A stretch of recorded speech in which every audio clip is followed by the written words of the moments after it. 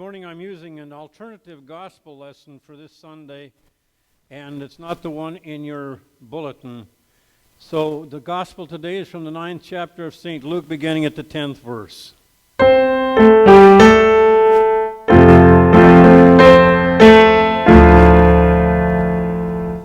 On the return, the apostles told Jesus all that they had done. He took them with him and withdrew privately to a city called Bethsaida.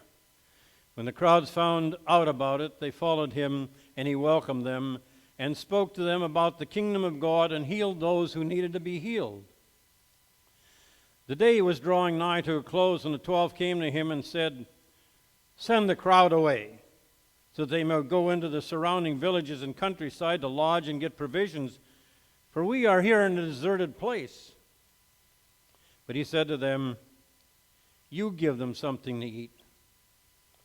They said, "We have no more here than 5 loaves and 2 fishes, unless we are to go and buy food for all these people." For there were about 5,000 men, women, and children. And he said to his disciples, "Make them sit down in groups of about 50 each." They did so, and they made them all sit down. After taking the 5 loaves and the 2 fish, he looked up into heaven and blessed and broke them and gave them to the disciples to set before the crowd. And all ate and were filled. What was left over was gathered up, 12 baskets of broken pieces. Here ends the gospel for the day.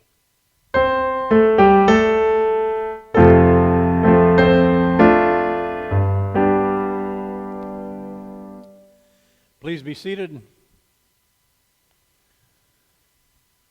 John Ortberg, the prolific religious writer who has written many books on sermons, had a book called Soul Keeping, and he told a very interesting event from in that book. He said he was on a street carnival, much like the one that was held in Elgin yesterday, and he found one of the rides or attractions was a mechanical bull. And he said, I had always wanted to ride one of these bulls, and I sat there and really fascinated. So I started talking to the vendor about what was going on and asked about the difficulty of riding the bull. And he said, it gives you challenges. He said there are 12 layers of difficulty. He said it starts at kind of a slow pace, and then it increases and it becomes more difficult to stay on.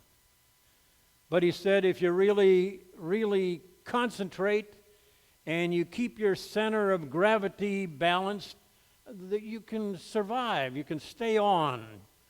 Do you want to try it? And Ortberg said, yes, I'd like to try it.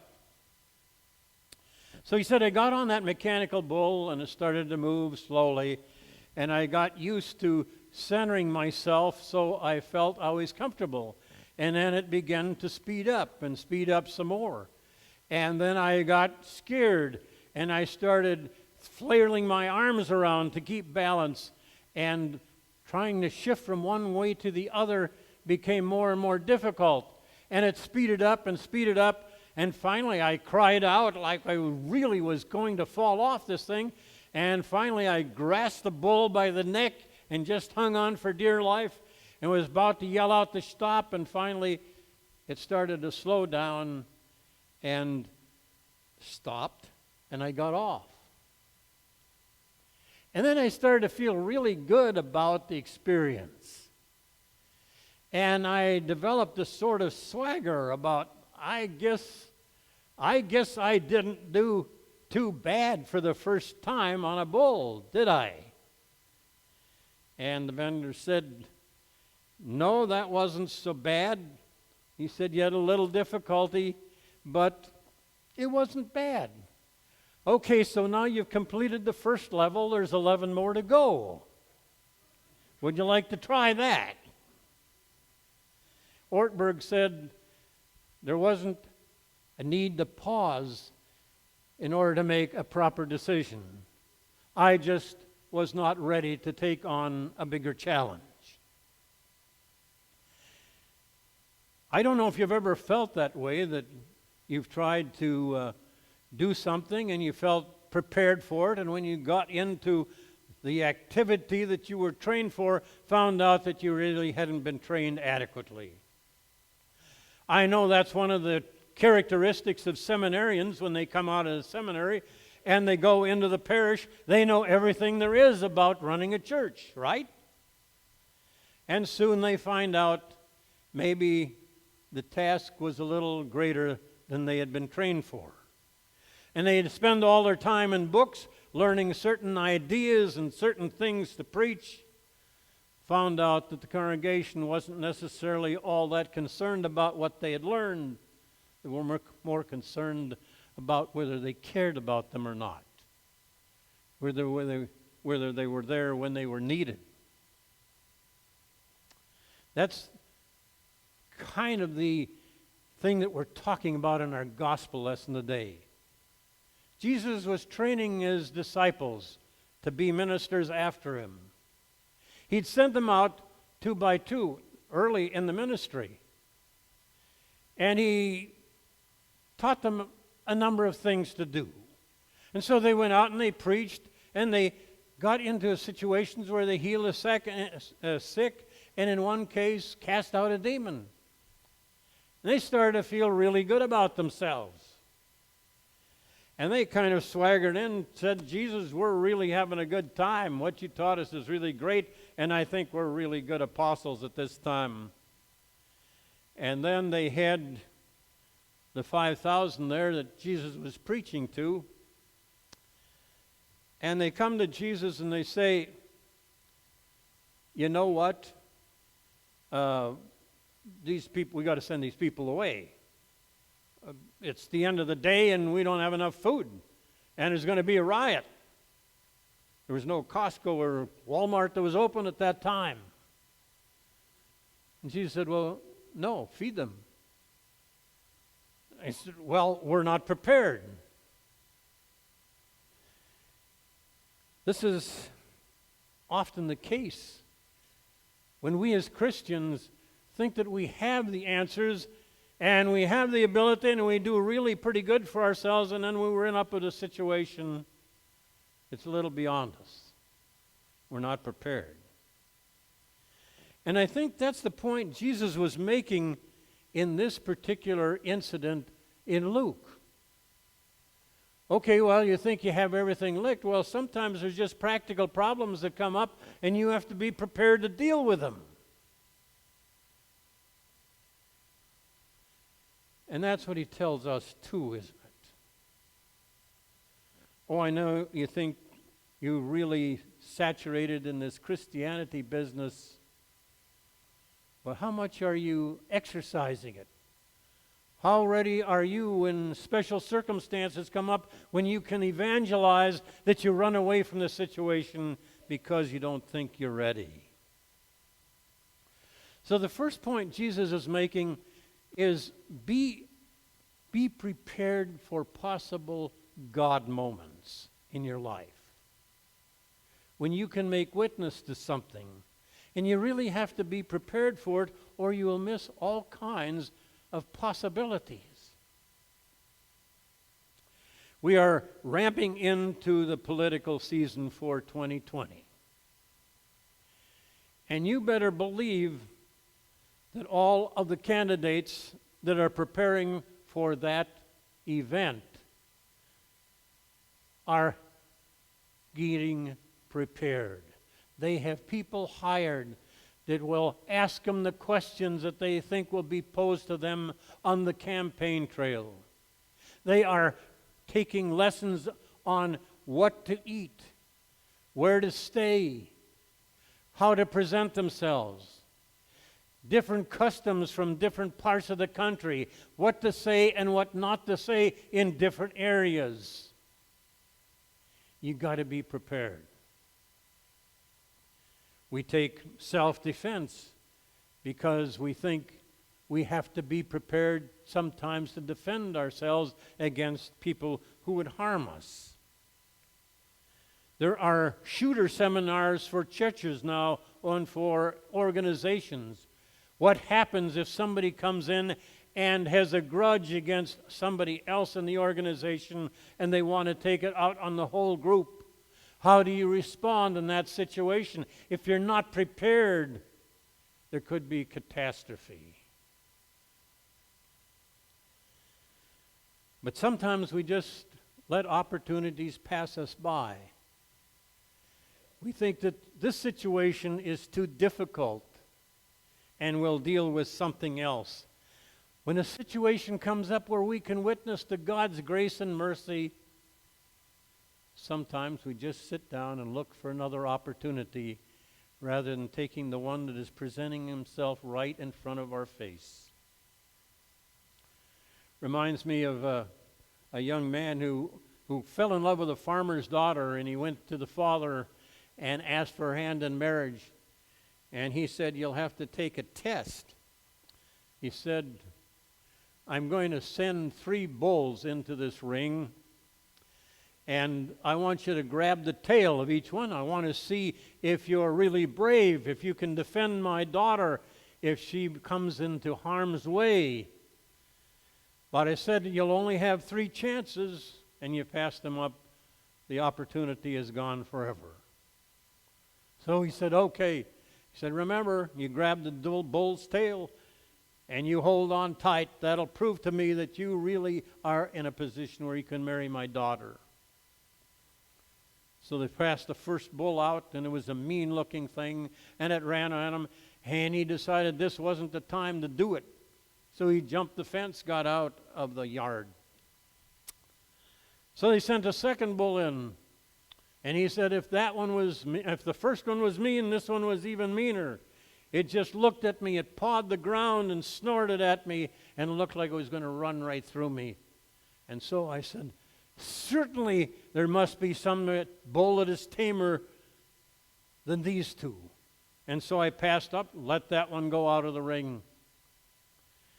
He said they sent the third one in, and it was the scrawniest looking bull I'd ever seen. It was meek and mild. And I said, this is my opportunity. And as the bull came, I went to the back to grab the tail, and it didn't have a tail. Opportunity was lost forever. And sometimes that's what we do when we face challenges to witness to somebody else.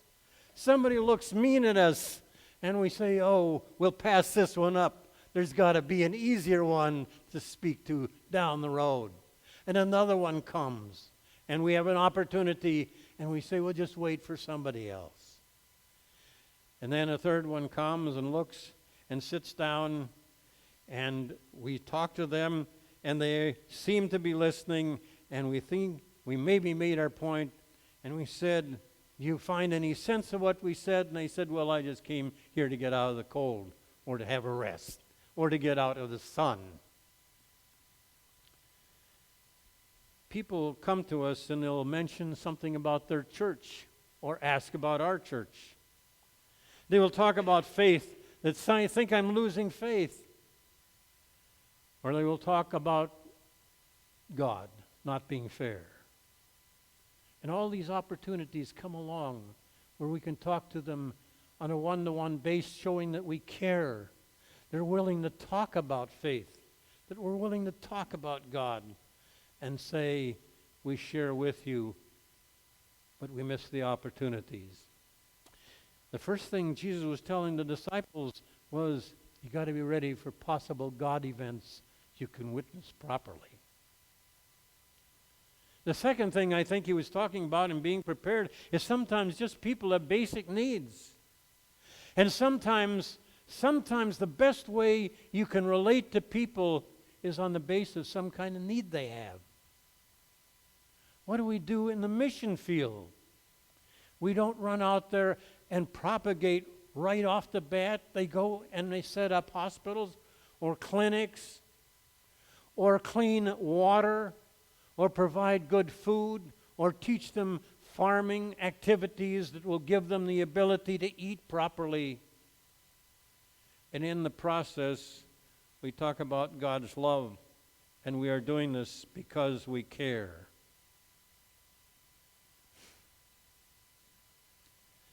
all kinds of needs come up, and we are taught to be prepared. I don't know if you've ever taken a training on just helping somebody that's choking, actually gone through the process.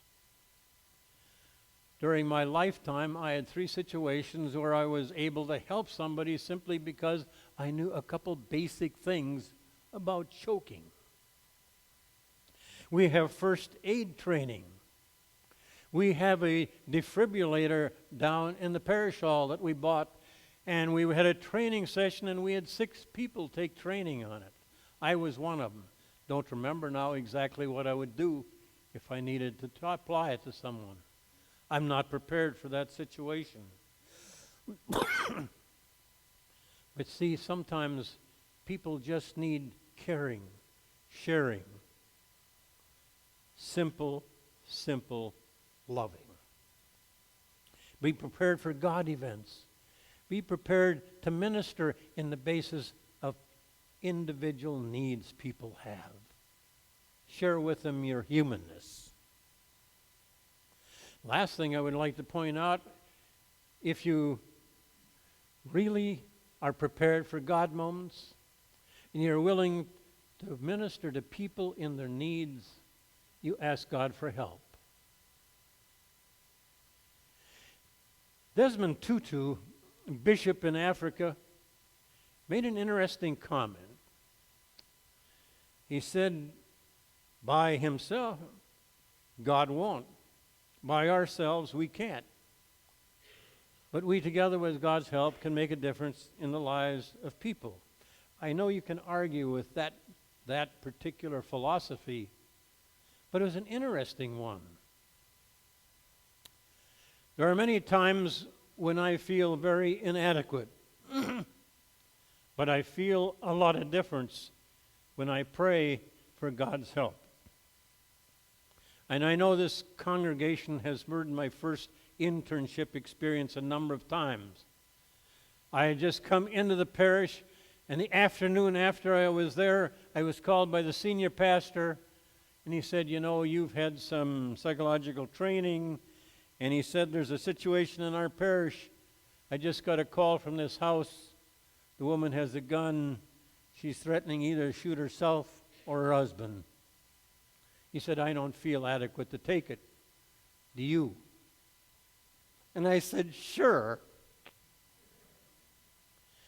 And I walked out of there, and I was scared as could be.